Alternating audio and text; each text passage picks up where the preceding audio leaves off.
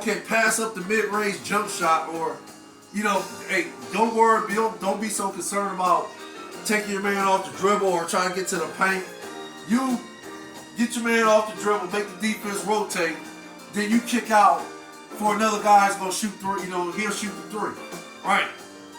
If you watch the Boston-Miami series, initially Miami was winning this series. They went up 3-0 because of the mentality, in my opinion, and I'm gonna keep it 100. The mentality of Pat Riley and Eric Spoelstra. It starts with them two, right? Then of course you got Jimmy Butler, Bam Adebayo, and the rest of the players on the Heat's team that implements this mentality. It's like a trickle-down effect from Pat Riley, who is one of the greatest GMs and coaches in the NBA history. You got Eric Spoelstra, who's, in my opinion, the best coach in today's NBA, and he's great also. I'm pretty sure Pat Riley is in the Hall of Fame already. Eric Spoelstra is going to follow behind him. Jimmy Butler, yeah, he might get in the Hall of Fame after it's all said and done. Hey, the rest of that Miami team, hey, it's debatable. I'll say it like that. But it starts with them. Now, if you watch the first 3 games of that series, Miami got out the gate 3-0, right? Why did they get out the gate, in my opinion, 3-0? Play defense, play team ball. They initially was stopping Boston from shooting these 3-point shots at such a high volume. Like, when they were taking the threes, they were like literally pressuring them. They were, hands on in the face. They were contesting them and so forth. And also, Miami was hitting their threes at a high clip. But the threes they were taking were good shots, if that makes sense. They were within their system. They were moving the ball around. They were getting ball moving. The ball was popping in those first 3 games for Miami, right? Okay. And again, Boston was just settling for 3-point shots. And when they weren't making them, it took them out their game. If it makes sense. It had everybody saying, sorry about that. It had everybody saying, and some were saying Boston quit, right? Boston wasn't playing their game. Oh, Boston clearly is the most talented team in this series. How are they losing these games? Well, again, defense, in my opinion. It's simple for me. But now, you got Boston all of a sudden somewhat flipping the script on Miami, right? The last 2 games Miami has lost, they're not playing Miami basketball. First and foremost, that's why they're losing. They're playing unusual now. Now they're playing like, why are y'all playing like that? Like, how in the world y'all go from defending the 3, out hustling these guys, and playing team ball at the highest level, doing something that they're not doing? How y'all go from that to now, all of a sudden you can't defend the 3-point shot, and now y'all have gotten out hustled the last 2 games. That's all it is for me. Boston ain't doing anything any different that they haven't done all season. Boston, yeah, and I've been hearing words that they're front runners. I would agree with that because, yeah, when Boston is hitting that 3-point shot, they are front runners. That's when they play as a team. That's when they all like what's that? They're all in on defense and so forth. Listening to the coach and so forth. Keep in mind, they were talking about firing dude, Joe Mazzola. That was on the table for him. Now all of a sudden he looked like a genius, right? Of course. Now for me, I could be wrong about this, but I've been hearing that maybe it's going to go to a 7th game because of TV time, the money that's being generated and so forth. And if Miami was to win tonight, because game 6 is tonight.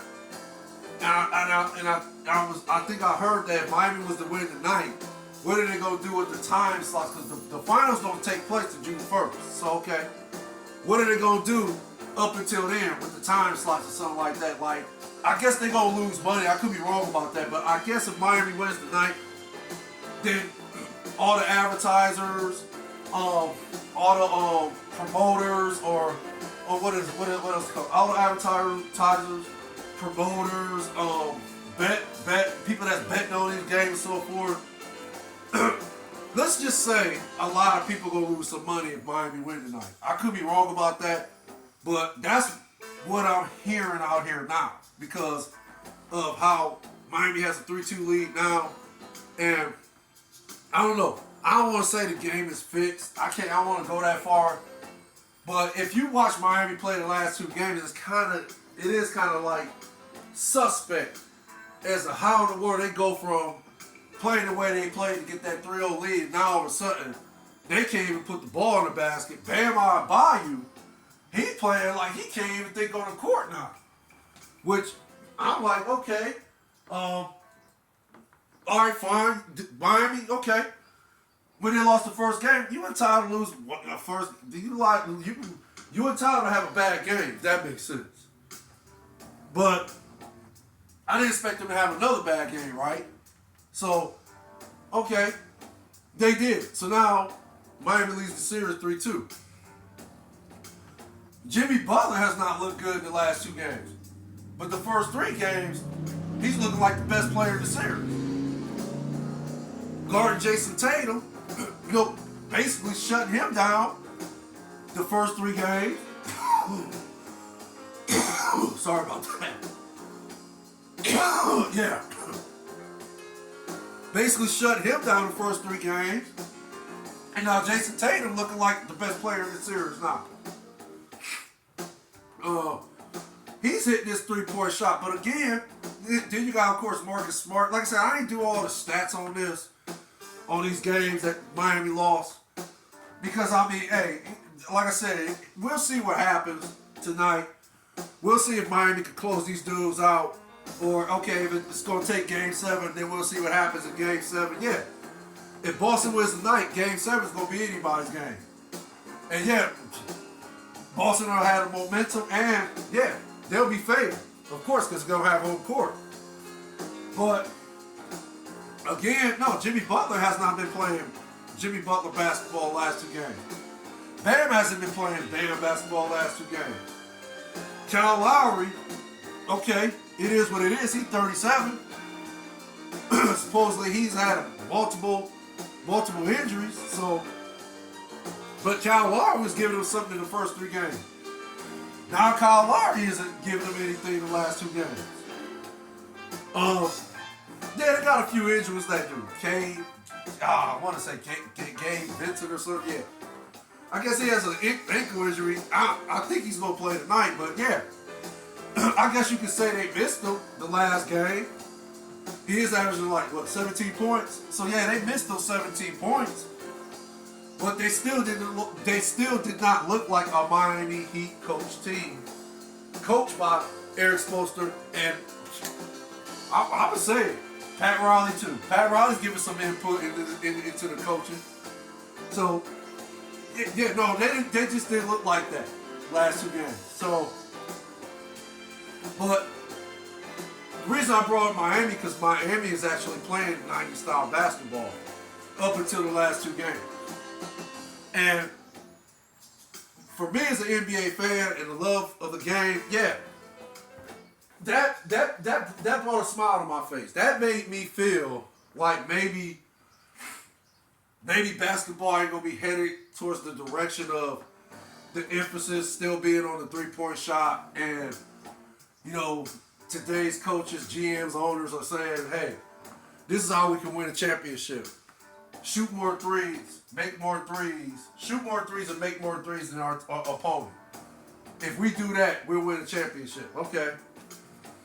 But that sounds more like, to me, they're taking the easy way out. That sounds like the easy way out to me. And again, don't get it twisted. Today's NBA players, yeah, they are more skilled, they are more gifted than the 90s players.